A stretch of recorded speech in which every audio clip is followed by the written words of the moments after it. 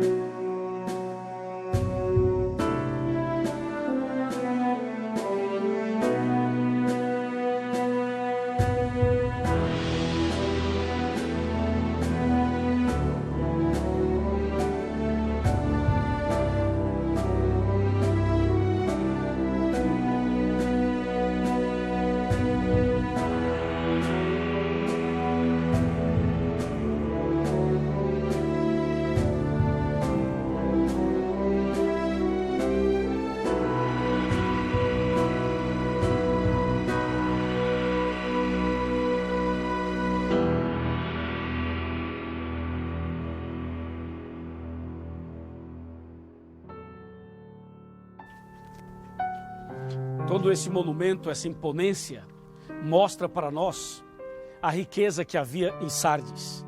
Eles tinham muito ouro e por isso podiam construir coisas espetaculares, extraordinárias, como esse edifício que você está vendo. Mas eu fico pensando ao olhar para toda essa construção, será que essa é realmente a riqueza do homem?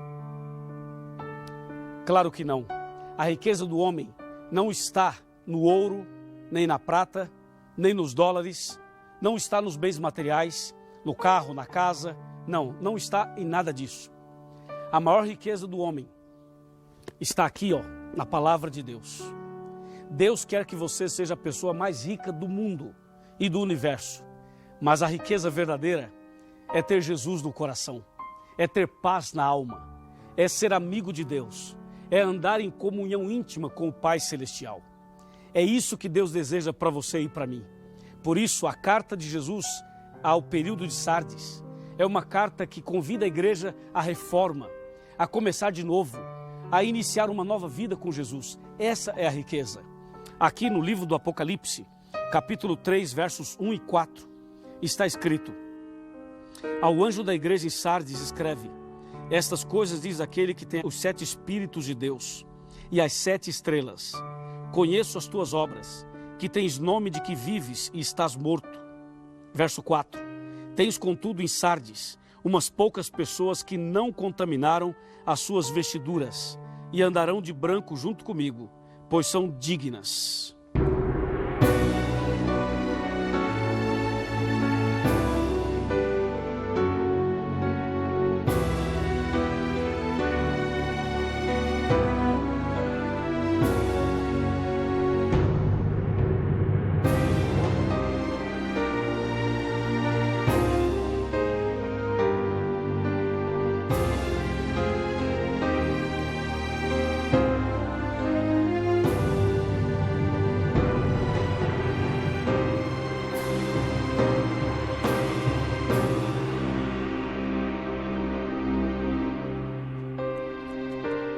Na verdade, esse texto que eu acabei de ler, de Apocalipse capítulo 3, versos 1 e 4, eles são mais profundos do que a gente pode imaginar.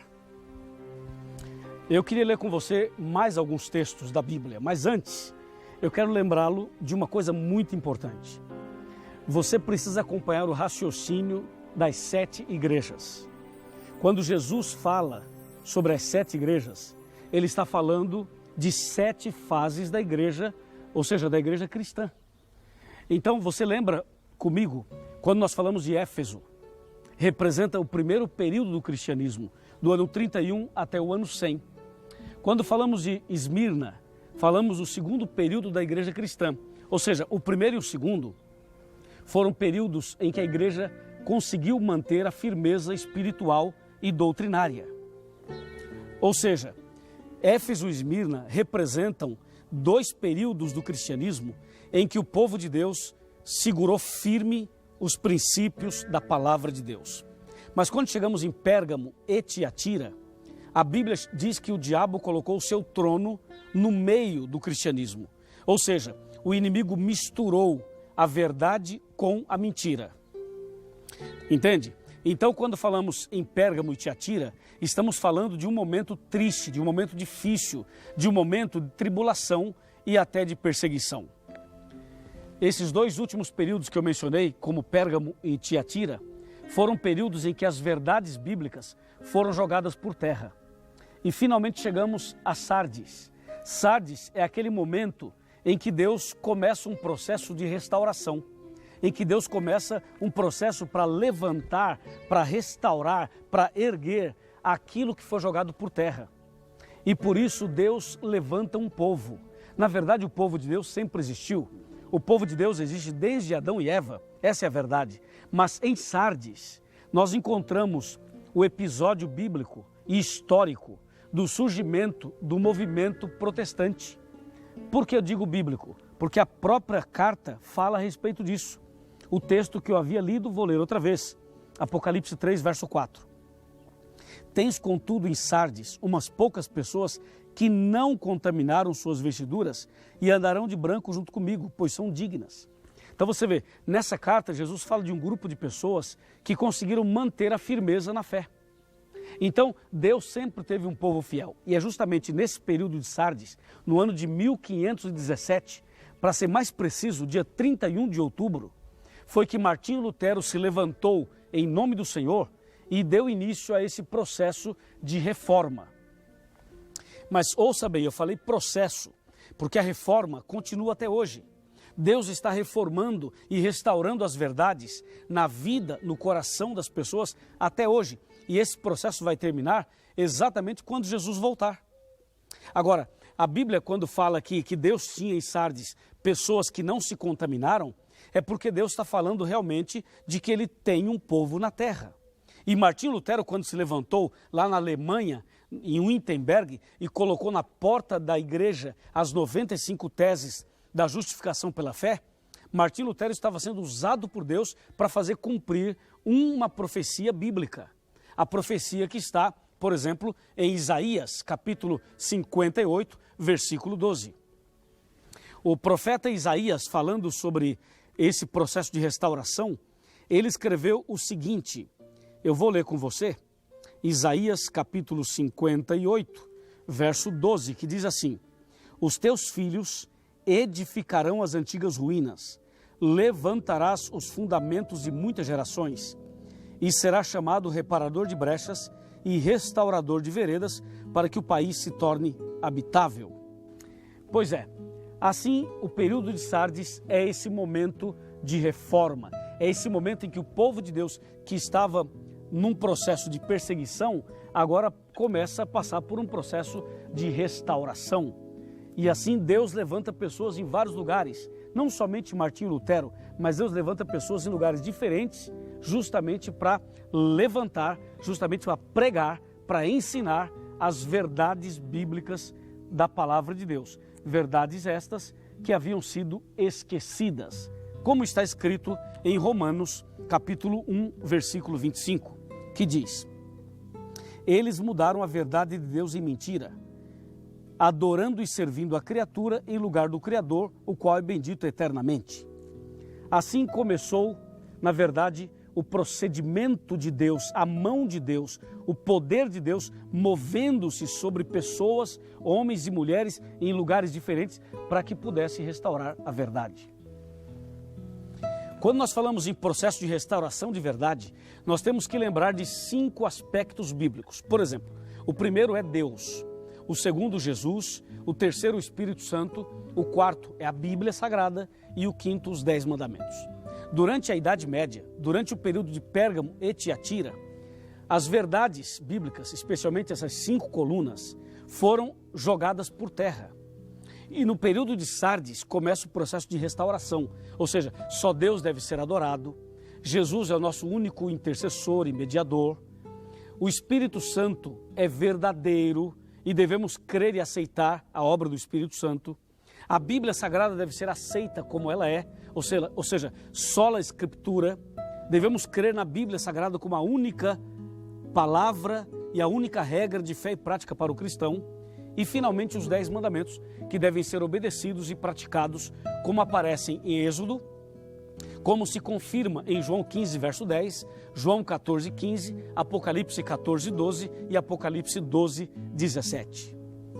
Então Sardes é esse período que Deus começa a levantar o seu povo para restaurar, para reformar os princípios da palavra de Deus. Diante disso, eu convido você a voltar para Apocalipse 3, versículo 5, para você entender a promessa de Deus para aqueles que aceitarem a mensagem verdadeira da palavra do Senhor. Apocalipse 3, verso 5. O vencedor será assim vestido de vestiduras brancas, e de modo nenhum apagarei o seu nome do livro da vida. Pelo contrário, confessarei o seu nome diante de meu Pai e diante dos seus anjos. Verso 6. Quem tem ouvidos, ouça o que o Espírito diz às igrejas. Perceba que nesse versículo, Jesus fala, quem vencer vai ser vestido de vestiduras brancas. E a Bíblia continua dizendo o seguinte, de modo nenhum apagarei o seu nome do livro da vida. Então Jesus, ele está destacando a importância da pessoa ser fiel aos verdadeiros princípios doutrinários da Bíblia. Sabe o que acontece? Até hoje, existem pessoas que não conseguem entender os princípios doutrinários da Bíblia. Existem doutrinas que até hoje as pessoas ignoram, elas desconhecem. Vou citar para você algumas dessas doutrinas. A doutrina do santuário. Muita gente até hoje não conhece essa doutrina. Uma outra, a justificação pela fé, que foi a razão pela qual Lutero se levantou. Até hoje muitas pessoas não sabem o que é justificação pela fé. Se eu falar, por exemplo, para você sobre os 10 mandamentos e perguntar a você quais são os 10 mandamentos, me fala aí um por um. Você vai perceber que muitas pessoas não sabem quais são os 10 mandamentos. Se eu perguntar a você, por exemplo, me fale sobre a volta de Jesus, o milênio e o novo céu e a nova terra, haverá muitos conflitos, muitas distorções, ideias diferentes. Se eu perguntar a você, me fale sobre a temperança cristã, você vai notar que, hoje em dia, muitos princípios bíblicos, doutrinários, profundos e verdadeiros, as pessoas desconhecem. Sabe por quê? Porque no período de Pérgamo e Tiatira, essas verdades foram jogadas por terra. Mas no período de Sardes, começa a restauração. E essa restauração acontece até hoje. Por exemplo, eu estou aqui pregando para você, para que aconteça a restauração da verdade no seu coração. Por quê? Porque hoje muitos evangélicos, protestantes e até mesmo católicos desconhecem esses princípios, porque no período da perseguição isso foi jogado por terra e eles pisaram. E as pessoas simplesmente não estudam a Bíblia. E a Bíblia Sagrada, a Palavra de Deus, chama a sua atenção para a necessidade urgente hoje de voltar, de ressuscitar, de reviver, como diz a carta que Jesus mandou para Sardes. Você lembra que o verso 1, capítulo 3, verso 1, diz assim: eu conheço as tuas obras, que tens nome de que vives e estás morto. Então, até hoje, tem muita gente que se diz cristã, que se diz evangélica, que se diz servo de Deus, tem nome de que vive, está com a Bíblia na mão, vai à igreja, canta, ora, mas está morto. Por quê? Porque não conhece as verdades bíblicas. As verdades bíblicas estão mortas no coração das pessoas. E pode ser que isso esteja acontecendo com você, meu amigo, com você, minha amiga. Deus deseja que você seja um vencedor. Deus quer que você seja uma vencedora. porque somente dessa maneira você poderá receber de Deus a confirmação de que o seu nome está no livro da vida.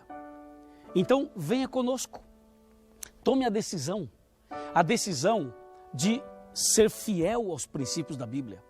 Tome uma decisão de ter a verdade restaurada no seu coração. Diga agora mesmo para você, diga agora em oração, eu quero que a verdade seja restaurada em meu coração. Essa deve ser a sua decisão.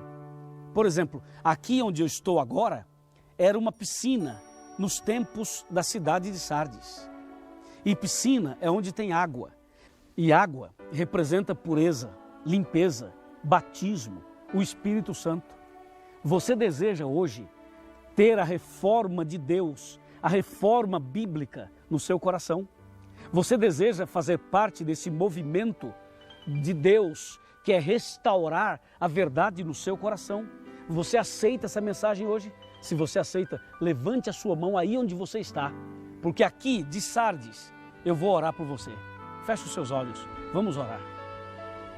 Senhor, nosso Deus e nosso Pai, obrigado porque essa pessoa deseja a reforma, a restauração, deseja recomeçar, deseja nascer de novo, deseja ser purificada, deseja ser rica da maior riqueza de todas, que é ter Jesus no coração. Eu entrego essa pessoa em tuas mãos, no nome santo de Jesus. Amém. Que o Senhor te abençoe e te guarde. Que o Senhor faça resplandecer seu rosto sobre ti e tenha misericórdia de ti,